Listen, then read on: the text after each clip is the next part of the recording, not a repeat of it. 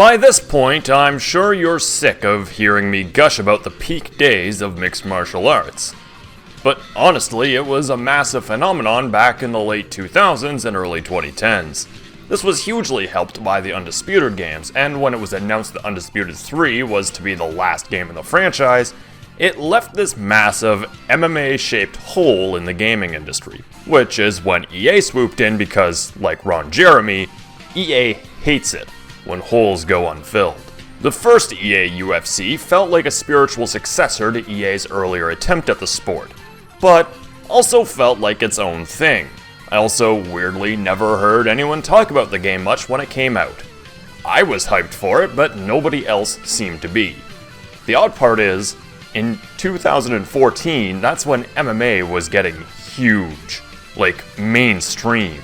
It wasn't just human cockfighting, it was mostly human cockfighting, but genuinely treated as a legitimate sport. But it came out with a whimper.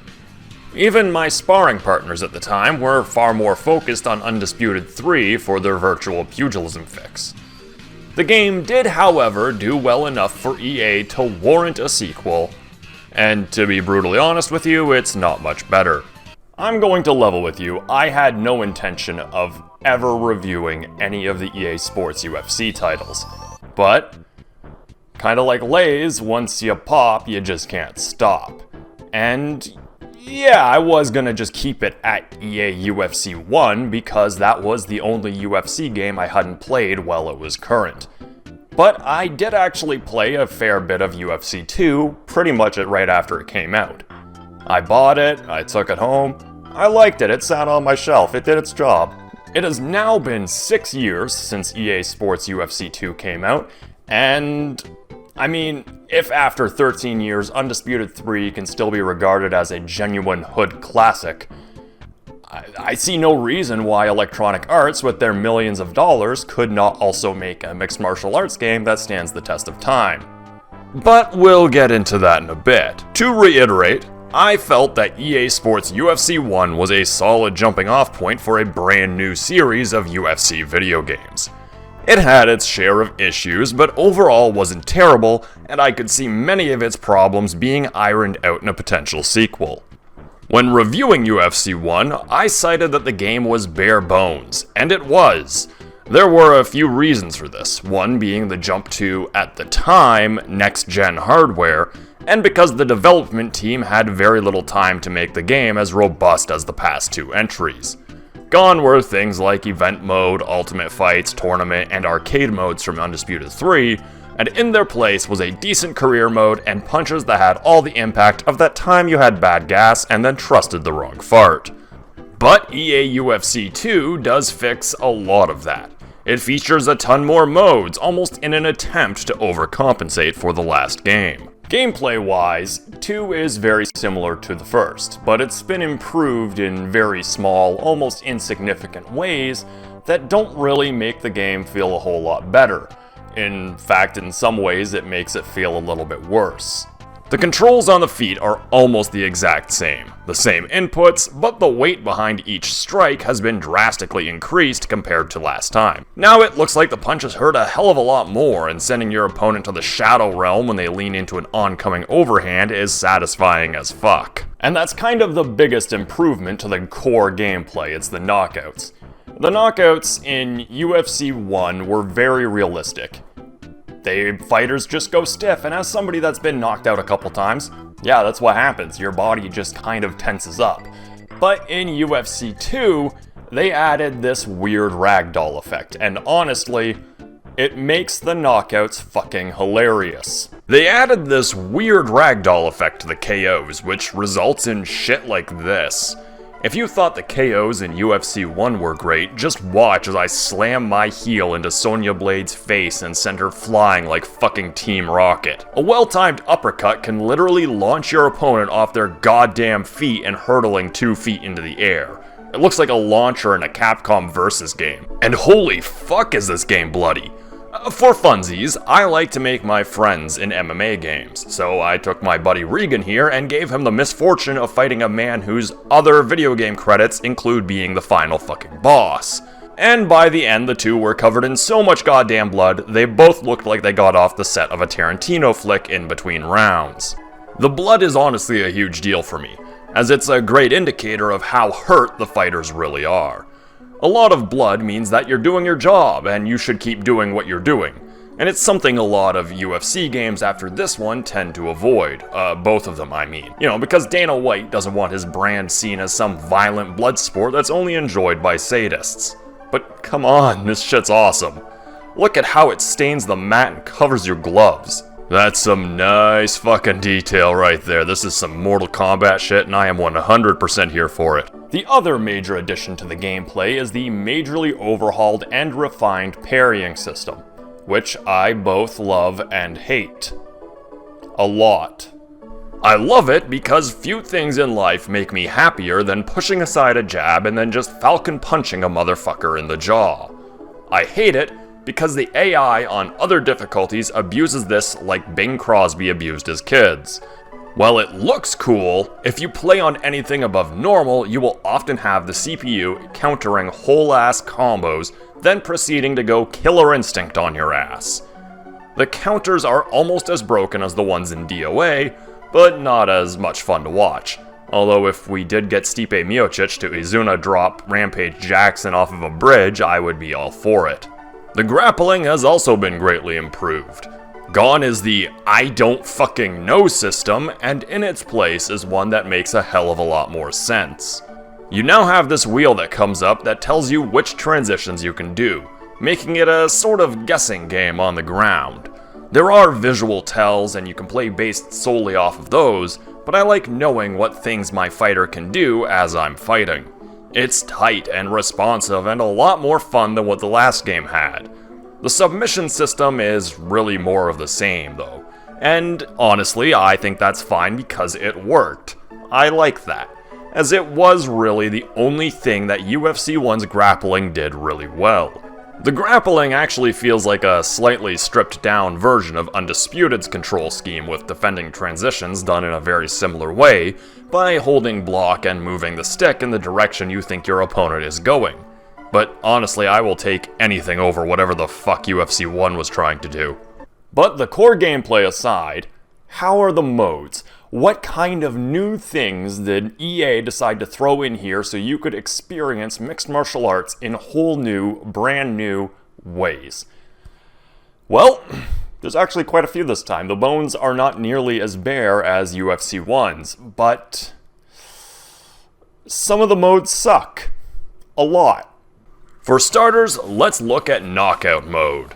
Want to just play a game with a traditional health bar and no grappling of any kind? That's what this is. In a lot of ways, it just feels like a really weird Tekken, which, if you know my feelings on Tekken, my opinion of that series isn't very high. But it's fun in a casual sense. Like Tekken. Small things like leg kicks don't deal damage and only serve to interrupt strikes. But it feels like the knockouts are even crazier in this mode than they are in the rest of the game. I find every single one ends with my opponent in a weird position. I've even gotten that hilarious face down, ass up pose that you tend to see in some anime. Returning from Undisputed is Event mode, and this is where I spent a ton of time with this game. Making your own dream cards and fighting them out is honestly so fun, and the fact that it took 2 games for EA to give this back to us and somehow never considered it for their Fight Night series astounds me. It's just super exciting to take a bunch of fighters that would never throw down with each other and have them do exactly that. You can even do open weight fights, so if you want to have middleweight Anderson Silva go against heavyweights like Alistair Overeem, you can totally do that. As for the other 2 modes, well, they aren't great. The first I'll discuss is Ultimate Team, because I played very little of it. It's this sort of gacha mode where you make a fighter and buy cards with in-game currency which you can buy with real-world currency to give them new moves or increase their stats, and this mode bored me so fucking much that I only tried it twice. Once when I first bought the game, and another to tell you how boring it was right now. Maybe this works better for lesser, inferior team sports like soccer, but here it just doesn't make sense to me. Then we have career mode, and I know I really like the career mode in UFC 1. Career mode in UFC 1 was neat. All of your training minigames were decided based on what type of opponent you were facing. So if you were fighting a wrestler, you had minigames geared around shutting that down. If you were fighting a boxer, your minigames focused on anti-boxing shit. Here, it's just menus that lead to minigames that improve your stats at a snail's pace. And I might enjoy that if the minigames were fun. I do like that you can go through the mode as roster fighters though, which, I mean, you could do that in the last 2 UFC games, but those were more fun to make custom fighters in. So, UFC 2, I decided to try something new. I wanted to take an already existing fighter and turn them into something they weren't. I would like to introduce you to my newest creation, Mike Tyson. The thought of turning Iron Mike into the bastard love child of himself and Street Fighter's Sagat was just too funny to pass up. But honestly, besides that, the career mode just wasn't very fun this time around. It feels more like Undisputed's, which I was never very fond of. That was always the low point of each Undisputed game. It's worth a single playthrough, but after you become champ, you just fight the same 3 opponents until you get bored and retire. I also found that this career mode was a little too much of a numbers game. I don't mind a little bit of role playing in my sports games, namely in my MMA games, because, you know, I don't fight in the UFC, that's kind of the whole point of this thing. But at the same time, I would like my actual in real world skills and knowledge of mixed martial arts to be a little more helpful than, oh, your wrestling isn't at this level yet, number-wise, so you can't defend these transitions. I do find the over-reliance on stats, specifically in the career mode, to really bring the game's experience down a fair bit. Unlike Undisputed, however, your fighter is stuck in career mode and cannot be used in things like Versus or online, making the mode almost entirely pointless. I say almost because EA actually did something very un-EA. See, they decided, hey, let's have all of the DLC available for $5 each. And if you wanted, say, Mike Tyson in light heavyweight or Mike Tyson in heavyweight, those were separate purchases. $5 each, please. That's pretty expected. That's pretty kayfabe for EA. What wasn't expected is that you can actually just unlock all of the DLC fighters completely for free by finishing career mode. Yeah, the DLC just unlocks it early. Congrats, EA, you figured out unlockables from 2004. Congratulations. If you could just keep doing that, maybe? Just a little? Instead of charging $5 for a fighter? I can't be too mad. I bought all the DLC for Dragon Ball FighterZ twice, and they're like $7 Canadian. That's like, I don't know, 20 cents US. I feel this is the best option for DLC in fighting games. Just allow me to pay real-world money if I don't want to work for things, but also give me the option to just unlock them by playing the game I'm already playing. I usually try to address the roster in mixed martial arts games a little earlier in the review, but I decided to leave it for now for no real reason. I just couldn't find a place to fit it in the review, okay? I'm sorry. The roster is probably one of the absolute best in any UFC game. With past games, I found that the developers struggled to maintain a balance between current talent and classic fighters. I'm a bit of a boomer, I won't lie, so I tend to lean towards guys like Rampage Jackson, Chuck Liddell, Boss Root, and Tank Abbott. And thankfully, a lot of those guys are all here. Not Tank Abbott and Shamrock, though. And seeing how we haven't had Boss Root in an MMA game since the one that was literally just called MMA, he's a very welcome addition to the game. Even Bruce Lee returns from the first game, this time joined by Mike Tyson and Mike fucking Tyson. But you also get to unlock the man, the myth, the motherfucker that gets everyone's panties bunched up, Joe motherfucking Rogan. Oh, and I guess CM Punk is in this game too. Cool, I guess. And the way you unlock Joe is honestly my favorite part of the game.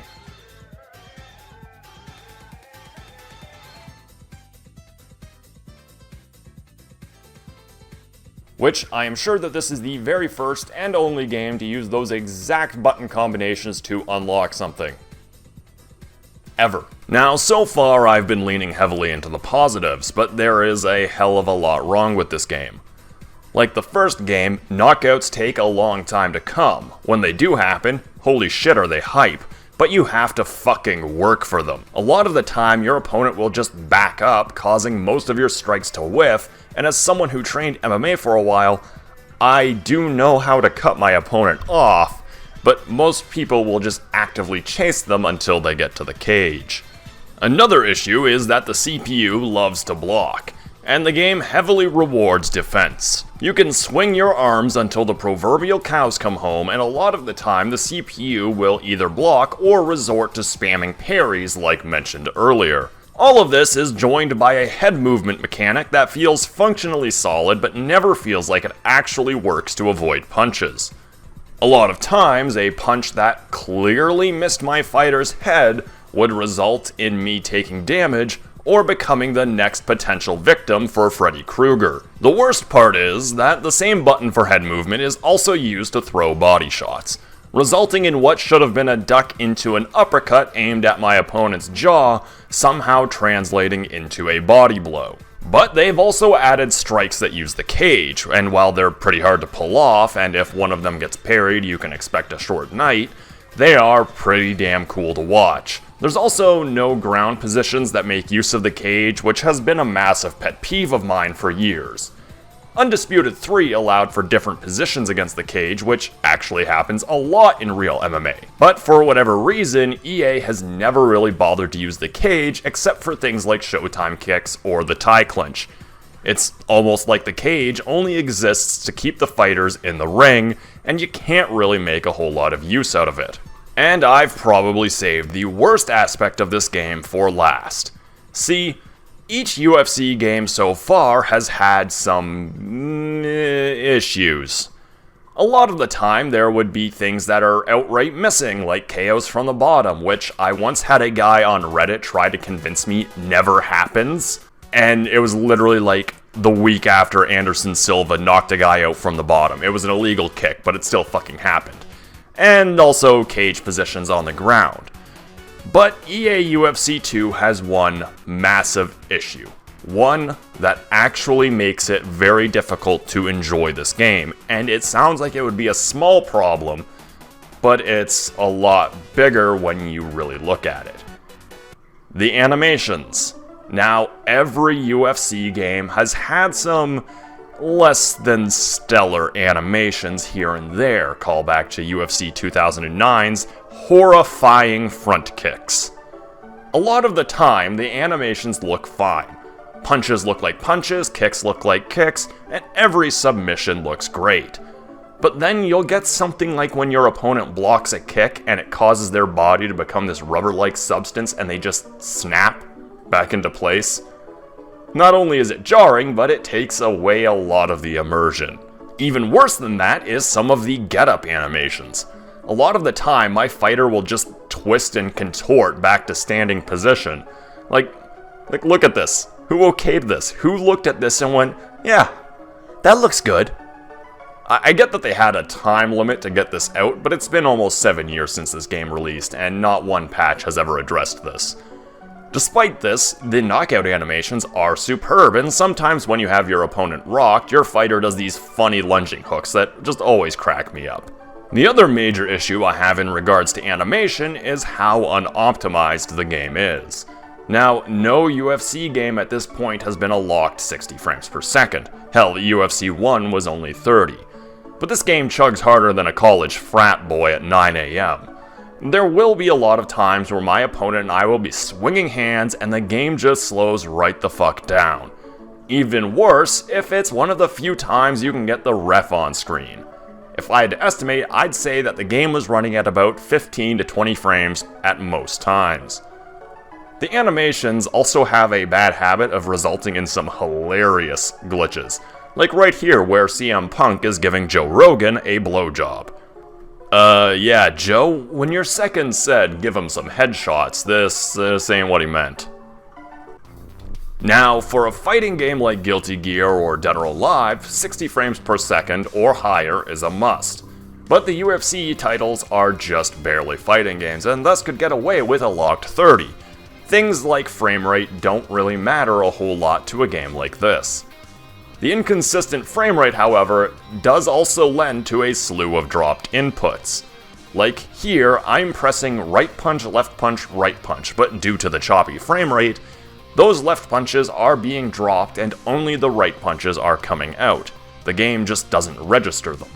This happened a lot in career mode when I would try to end a combo with a head or body kick, only for the input to just not register and me ending my combo early. The UFC games have always had issues in regards to input delay, but none of them have been this bad. The inputs still registered, but later than I intended. Here, the game just flat out ignores them, resulting in dropped combos, or worse, parries that you know you timed perfectly but somehow didn't pull off. This leads to a great deal of frustration when you're just trying to play the game.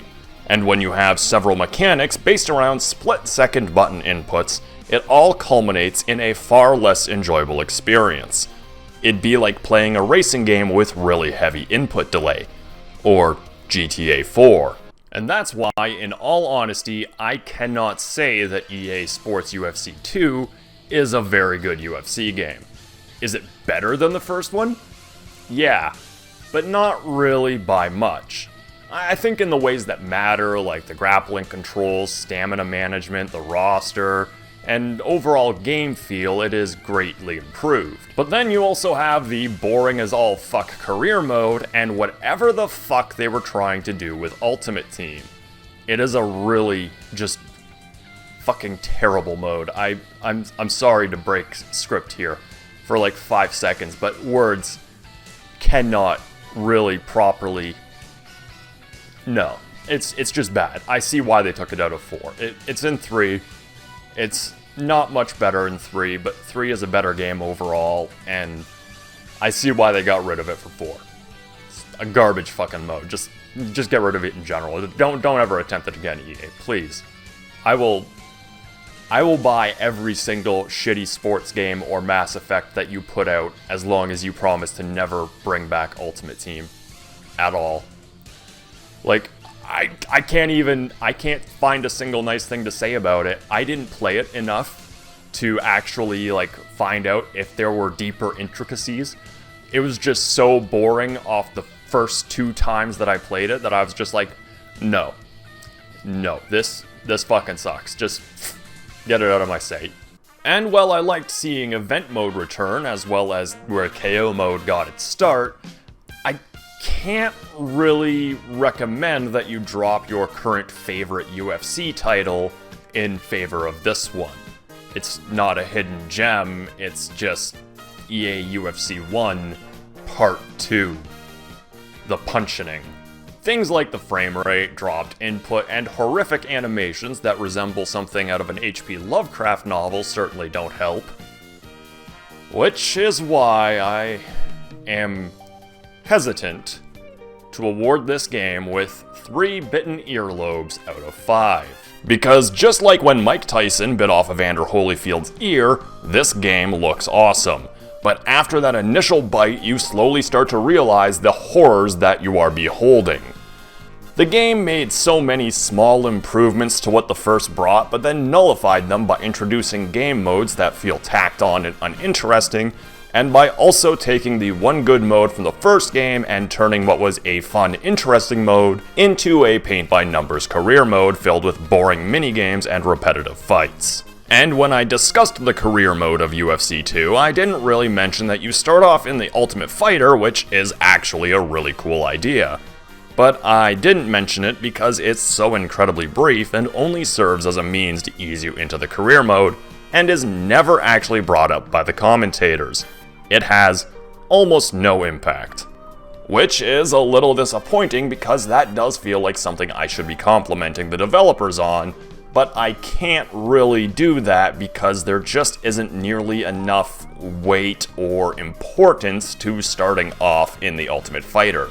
It's just like starting off in the WFA in the older UFC games, just with a different logo on the ring. I was a little disappointed to find that this game wasn't nearly as good as I remembered, but I am a sucker for punishment. I never learn my lesson no matter how many times I fuck up.